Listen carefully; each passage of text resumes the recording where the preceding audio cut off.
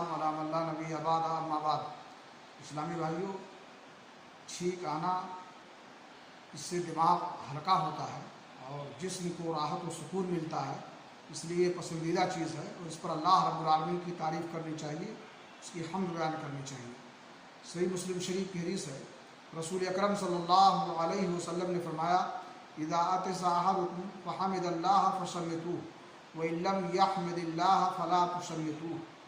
تم میں سے کسی کو جو چھینک آئے اور چھینکنے کے بعد وہ الحمدللہ کہے، اللہ کی تعریف کرے، تو اس کے جواب میں تم کہو یرحمک اللہ، اللہ تم پر رحم فرمائے یا تم کو ایسی چیزوں سے دور رکھے جن سے تمہارا دشمن خوش ہو۔ اور اگر وہ چھینکنے کے بعد الحمدللہ نہ کہے تو تمہیں یرحمک اللہ نہیں کہنا چاہیے، یعنی تم اس کے جواب میں یہ نہ کہو کہ اللہ رب العالمین تم کو خیر کی تو تمہارے حق میں خیر فرمائے اور جو ہے تم کو ایسی چیزوں سے دور رکھے جن سے تمہارا دشمن خوش ہوتا ہو۔